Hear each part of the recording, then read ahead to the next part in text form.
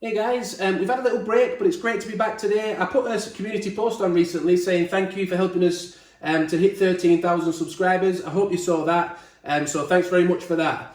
Today we're back looking at the new plant-based alternative milk from Nestle. Now the brand is Wunda, but it is actually a Nestle brand, and I first saw it on the Nespresso Instagram account. It popped up and I thought that would be interesting to try because it should be good for coffee, shouldn't it? Especially Nespresso based coffee. So what I thought I'd do today, my wife Abby is gonna tell you a little bit more about the milk in a minute because she likes alternative milks, probably more than I do. I do like them, but she drinks them more.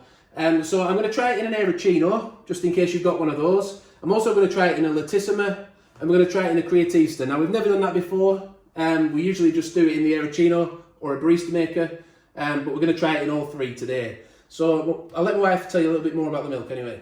Yeah, so like I said, this is a new plant-based alternative milk. This one's made from yellow split peas, which I've never tried before.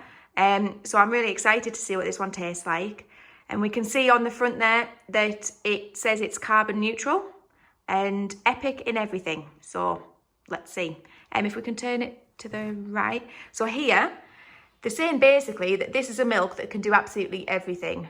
You can drink it on its own, you can cook with it, cups of tea, smoothies, great with cereal, and even frothy coffee. So it'd be interesting to see if that is true, because this isn't a barista edition, is it? It's just a regular carton of it.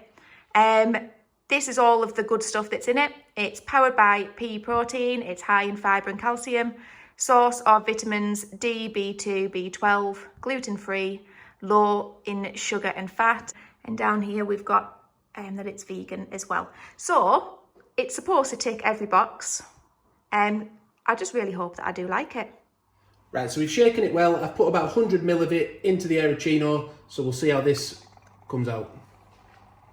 Just pour a shot now of arpeggio.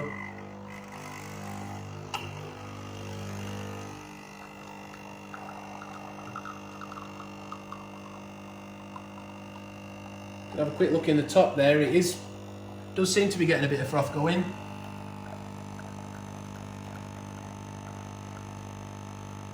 I think you said, didn't you, Abby, it's supposed to be more like a dairy, more like dairy than some other milks. Yeah, that's what they say. It's supposed to be the plant-based alternative that actually tastes like dairy milk. So it'd be good to see if it does. Although to be honest, I don't mind the different taste. Like I really love oat milk. I think the taste of that's nice. But I suppose lots of people do find that they miss the taste of dairy, so this could be a good choice. Wow. That is interesting. So I only put 100 ml in, so still a bit left even. You could perhaps even get 2 cappuccinos if you put one. It's really, really frothy, isn't it? And what we'll do, we'll let that settle down for a few seconds and then we'll have a little taste. Because really, it hasn't mixed at all, has it? It's just separated the coffee off from. It's so frothy it can't. It's alternative milk, but it can't mix. That's strange, isn't it? Strange, like a latte macchiato at the bottom. We should stir it, shouldn't we? Yeah, I'll give it a stir and we'll give it a taste. It's got quite a nice dairy texture to it, the milk, but there is a bit of a tang afterwards, which you do get though, don't you, with a lot of alternative milks? You find that, don't you, the plant-based ones? Yeah, all of them have some sort of unique flavour, don't they? It's nice to drink. I think for me, this is too frothy. I don't know if that's because it's come out of the Aeroccino, whether it be different with the other ways of frothing milks. That'd be interesting to see. Yeah, so as far as froth goes, this is too much for me, but the taste is nice, but there is just that, yeah, a slight tang. So we'll try it with the Lattissima anyway.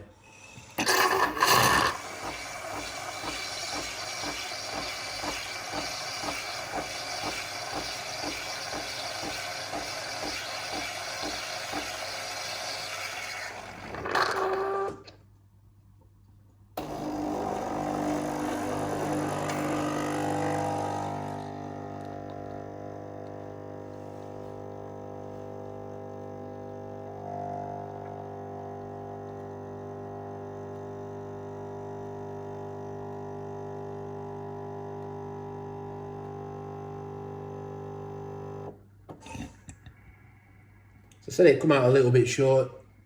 That's the default cup size though on the Lattissima, so I need to reset that and get that sorted out. But I'll let it settle down for a few seconds again, we'll have a little taste.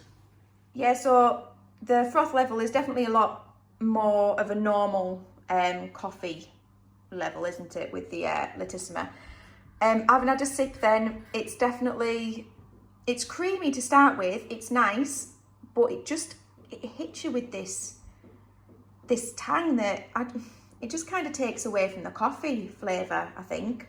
I can't really, like, this is one of my favourite pods, Arpeggio, and I'm just not really able to enjoy it. I think the flavour of this milk is possibly too strong. But you did say, didn't you, this is the sweetened version, isn't it? Yeah, there's two versions. I think there's a sweetened and an unsweetened, so maybe it is worth trying the other one. But I think I preferred it out of the Lattissima. The Aeroccino was really, really frothy. But let's give it a go with the steam one on the Creatista and we'll see how that comes out.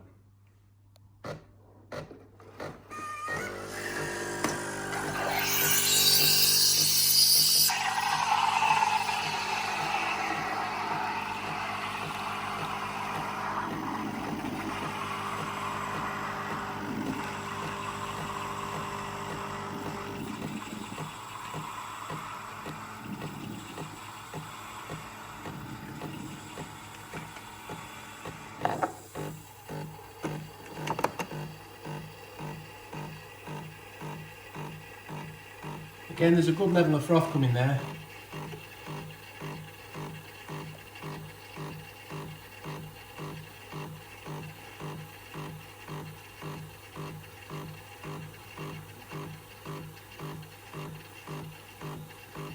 I mean, it's really, really frothy. You can't complain about it not frothing up, can you? It's just whether it's too frothy and whether the taste is to your taste. So I don't need to stir it up either. I don't need to swirl the jug around to get the froth there. It's really frothy.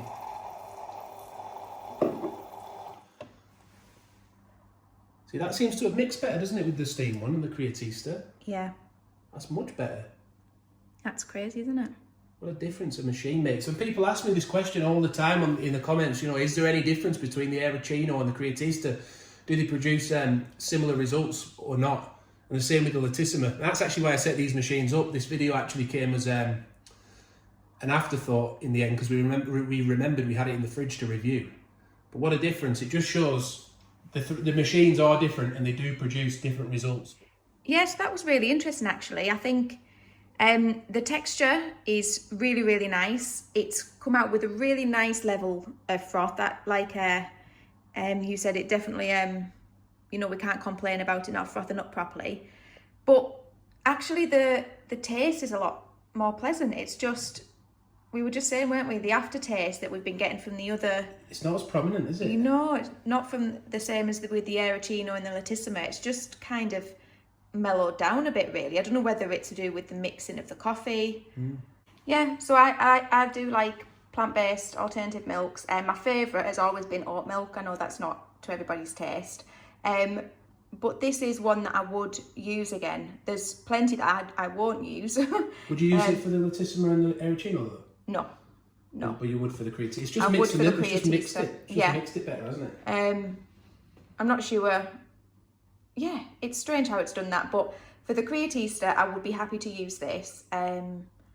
Whether I'd choose it over oat milk, maybe do it side by side one time. Yeah, I don't have any in right now, but that'd be quite interesting. But it's definitely a more pleasant drink with the Creatista using the steam wand. Yeah, we'll try and get hold of some oat milk to test it against.